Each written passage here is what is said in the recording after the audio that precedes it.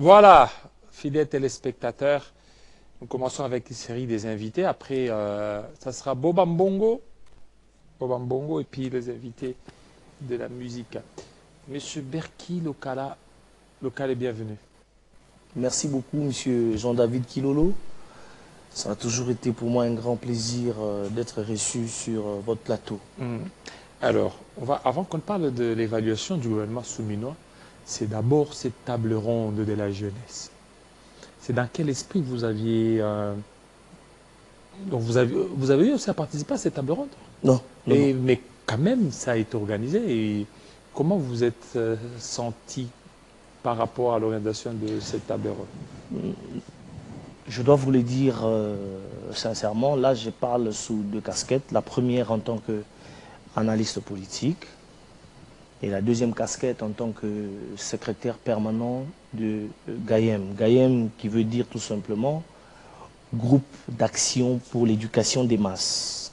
Une structure faisant partie de l'UDPS, autrefois morte, mais qui venait d'être ressuscitée par M. Fierté Dinanga, avec qui nous travaillons en parfaite collaboration.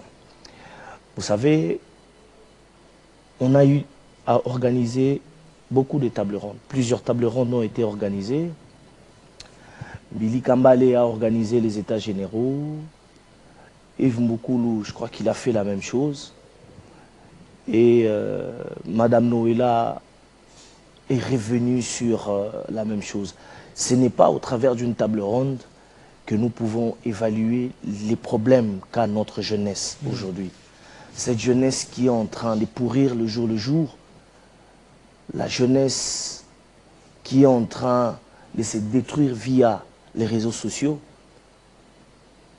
Il y a pas mal, beaucoup de choses à faire. Le président de la République a besoin d'un technicien de terrain. Ce n'est pas au travers d'une table ronde que l'on peut palper du doigt les réalités de cette jeunesse.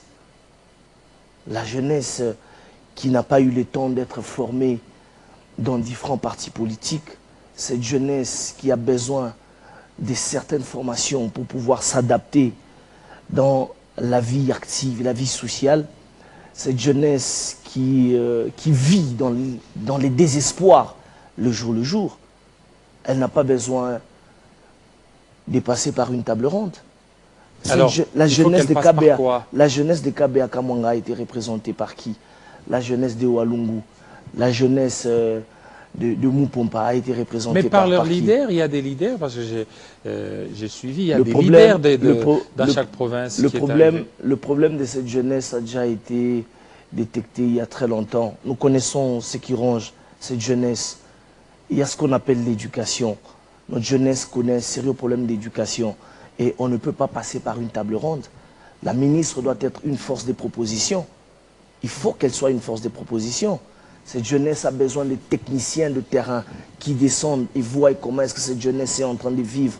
Les jeunes qui habitent les fins fonds de la capitale, les jeunes qui n'ont pas accès à Twitter ou à X, les jeunes qui n'ont pas accès à Facebook.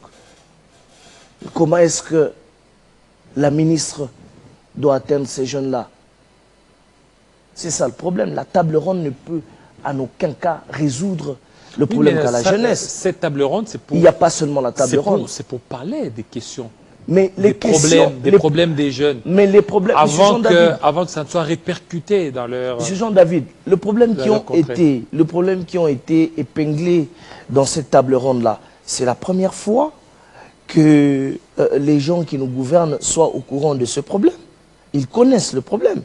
Ils savent que nos mœurs se sont détruites le jour. Ils savent que la jeunesse est détruite. La jeunesse est en train de pourrir le jour. Il faut passer à l'action. Cette jeunesse a plutôt besoin de résultats que de tables rondes. La jeunesse a besoin de résultats. Alors, cette jeunesse n'a pas besoin... c'est ça que je suis en train de vous dire. Avant que la ministre ne commence à notre pays, c'est que il faut qu'il y ait une table ronde et puis commencer maintenant à résoudre le problème lié à cette jeunesse. Monsieur Jean-David, dans notre pays, nous sommes habitués à cette histoire qu'on appelle... il y a des études qui ont été faites, il y a eu réunion avec certains membres du gouvernement, il y a eu des dispositions qui ont été prises. On n'a jamais organisé des réunions pour dire, écoutez, nous avions atteint un tel résultat. Parce qu'un manager, c'est celui qui a la capacité de concevoir une idée, pas seulement de concevoir, mais de la recevoir aussi auprès de ce collaborateur, évaluer cette idée, la traiter et faire en sorte que cette idée ou ce projet aboutisse à une fin noble. Cette fin noble, moi je l'appelle résultat. C'est les résultats. Ce pays a beaucoup de problèmes. Beaucoup de problèmes. Et ces problèmes-là n'attendent pas l'organisation des tables rondes. Je vais vous donner un exemple banal sur ce qui se passe à l'est du pays. Sur ce qui se passe à l'est du pays. Vous savez qu'il y a un acteur politique qui demande pour lui, pour qu'il y ait cohésion nationale, il faut encore organiser un dialogue. Vous voulez qu'on revienne sur ce qui s'est passé en 2016? Alors il faut quoi? Non, non. Est-ce qu'il faut un dialogue pour mettre hors d'état de nuire le Rwanda? Que nous savons bel et bien que c'est lui notre ennemi. Est-ce que Fayoulou doit nécessairement passer par un dialogue pour qu'il y ait cohésion nationale? Non, c'est tout simplement parce que la masse n'est pas éduquée. Et Gayem comme étant un cadre d'échange, de discussion, des réflexions, mais aussi des propositions. Nous sommes contre ce genre de choses. Ce pays a connu beaucoup de problèmes. Ça fait plus de 60 ans qu'il a eu son indépendance. Mais le pays n'évolue pas. Dans plusieurs secteurs, le pays n'évolue pas. Dans plusieurs secteurs. Dans plusieurs secteurs, le pays n'évolue pas. Alors d'ici là, ce sera les 100 jours du gouvernement souminois. Il y a des avancées. Il y a des ministres qui essayent vraiment de sortir du lot. Il y a des ministres qui essaient de se démarquer, bien sûr, mais il y a aussi ceux qui ne se démarquent pas, qui attendent à ce que le président de la République mais sur une cinquantaine de ministères, il y a 30 qui non, 30, c'est trop. Moi, je pense qu'il y a peut-être une dizaine de ministres. Il y a une dizaine de ministres qui se démarquent. Il y a une certaine opinion qui pense que, par exemple, en ce qui concerne les ministres de la Justice, il y a une certaine opinion qui pense que c'est du populisme ce qu'il est en train de faire. C'est comme ça, vous voyez ce qui se passe dans la tête des Congolais. Non, il prépare sa campagne pour 2028. Il y a une certaine opinion qui pense ainsi. Mais moi, je suis contre cette manière de penser. Parce que le ministre a trouvé l'appareil judiciaire qui pourrissait tous les jours.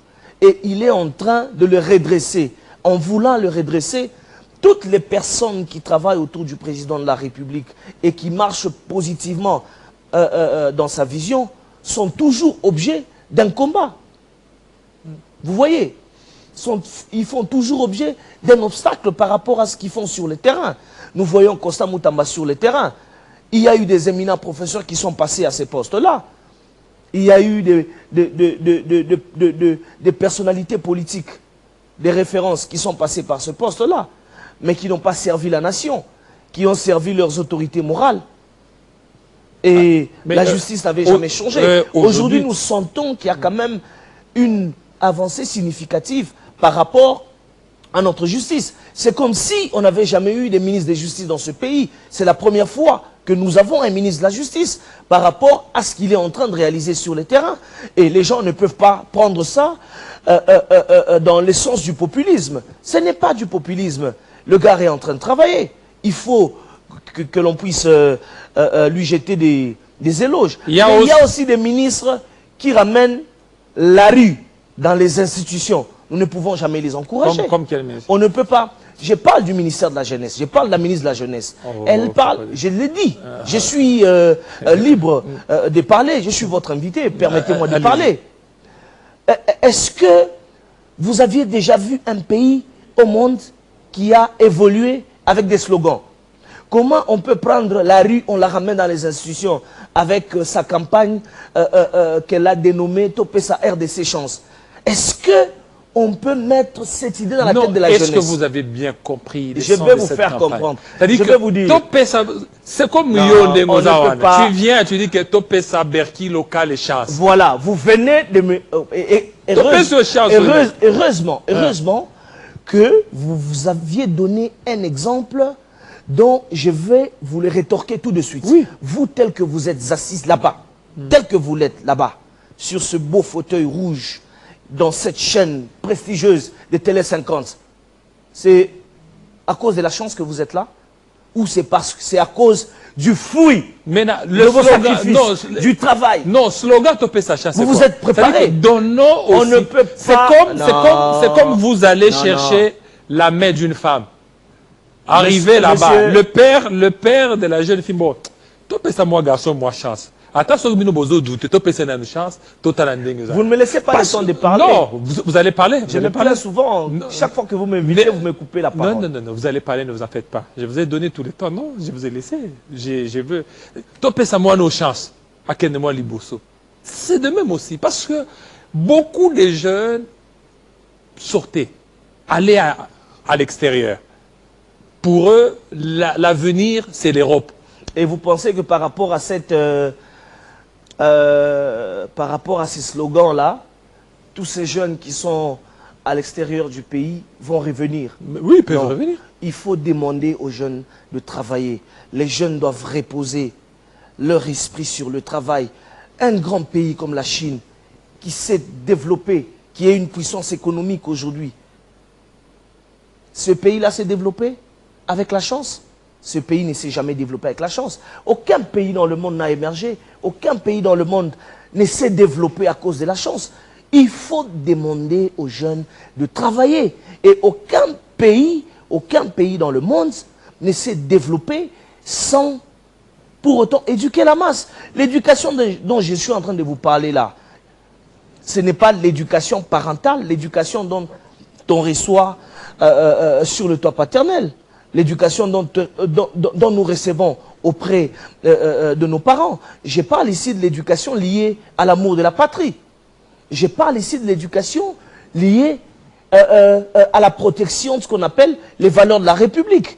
Est-ce que ces jeunes qui sont en face de nous protègent leur République? Est-ce que ces jeunes tournent leur idée autour des valeurs de la République? Le pays se meurt le jour. Quand vous voyez les généraux Kilimbalimba se pointer sur le long du boulevard et interpeller certains ministres de leur rang en train de rouler sur un sens contraire et qui ont déjà été interpellés par le président de la République. Mais ils sont têtes. Ils se comportent comme des Vous avez incivils. parlé. Quand vous allez à l'aéroport, chez nous là, à l'aéroport d'Indjili, depuis 2009, nous payons, nous qui voyageons, nous payons 50 $ de GoPass. Mais nous avons l'aéroport le plus honteux du monde. C'est parce que la masse n'est pas éduquée. Si la masse était éduquée, on n'allait plus commencer à payer le GoPass. Il y a des ministres quand même qui sont... Il y a des ministres qui se sont démarqués. La ministre des Affaires sociales, Aziza Mounana. Maman Aziza. Bon, vous me posez cette question parce que je vous vois tout le temps avec elle dans cette émission. Non, je vous pose la question. Bon, de toutes les façons, elle essaye de se démarquer. Elle essaye. Elle essaye de se démarquer parce que nous la voyons au front, nous la voyons comment est-ce qu'elle est préoccupée sur la situation des déplacés à l'est du pays. Et nous la voyons, dernièrement je l'ai vue, j'ai vu sa descente, j'ai suivi aux informations qu'elle était dans le Grand Katanga. Elle est partie palper du doigt comment est-ce que les enfants de la rue, les enfants abandonnés, les enfants qui ont des difficultés, comment est-ce qu'ils vivent.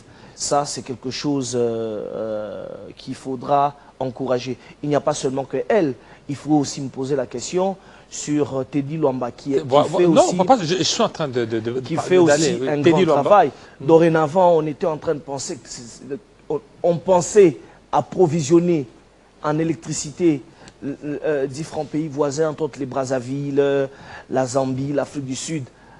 On pouvait même dire, Brazzaville, courant, alors que c'est le contraire. Vous voyez, donc nous avions vu la première ministre elle-même, nous avions vu quelqu'un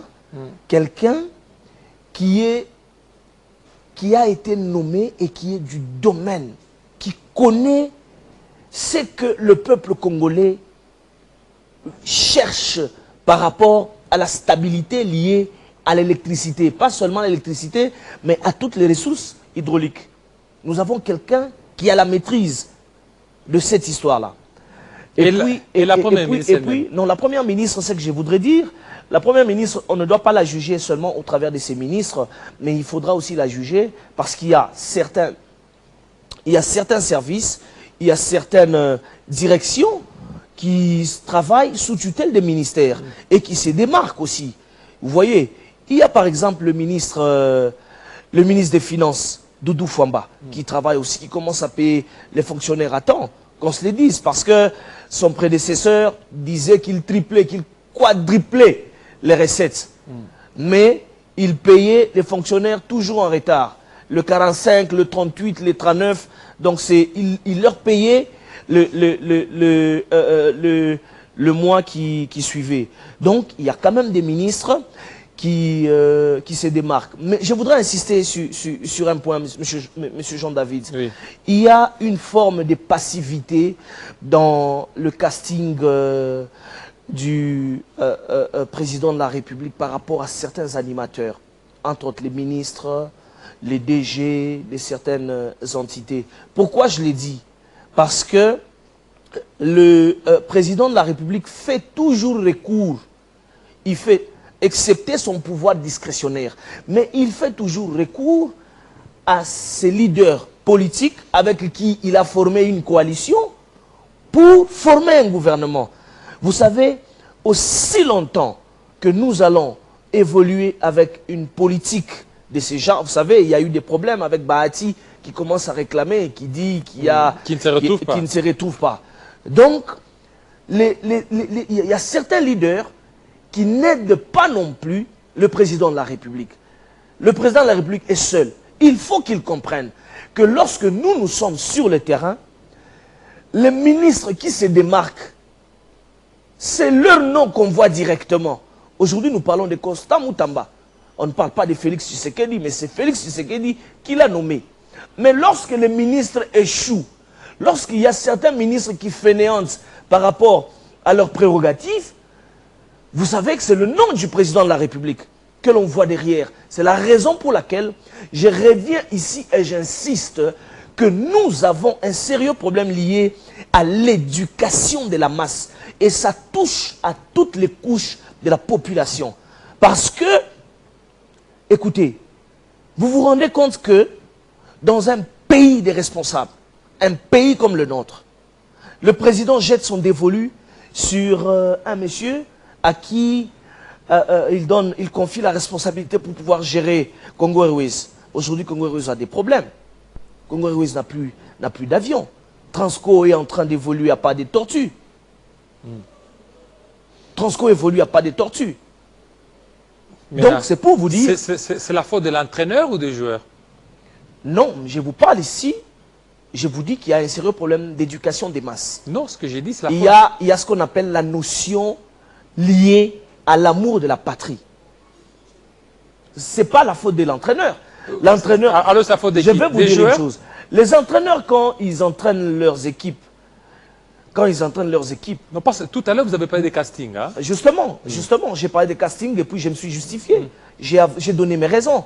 Je vous parle avec un cœur, mais aussi avec la raison. Parce que quand je parle du casting, je vous dis bien que si nous avions connu beaucoup de temps pour qu'il y ait publication des membres du gouvernement sous minois, d'abord il y a eu beaucoup de temps pour qu'il y ait nomination de la première ministre elle-même. C'est parce que il y a eu recours à des différents leaders qui forment cette coalition. Et c'est ça, tout ça, toutes ces histoires-là font partie de ce qu'on appelle l'éducation de la masse. Notre masse n'est pas éduquée. Voilà. Et ça connaît beaucoup de problèmes. Aujourd'hui, on est en train de parler, aujourd'hui nous discutons avec vous sur la proposition de Fayoulou qui parle du dialogue. Fayoulou a proposé pour lui, pour une cohabitation, il faut qu'il y ait un dialogue. Pour terminer alors, oui. Pour mettre fin à cette guerre depuis des décennies que notre pays connaît et que notre pays connaît l'adversaire, il faut qu'il y ait cohabitation. Et par rapport à cette cohabitation, Fayoulou demande un dialogue. Comment voulez-vous qu'un pays puisse avancer avec de telles propositions, avec des pareils acteurs politiques? C'est pour vous dire que tous ces ministres qui se sont démarqués, ils se démarquent parce qu'ils défendent valablement les valeurs de la République.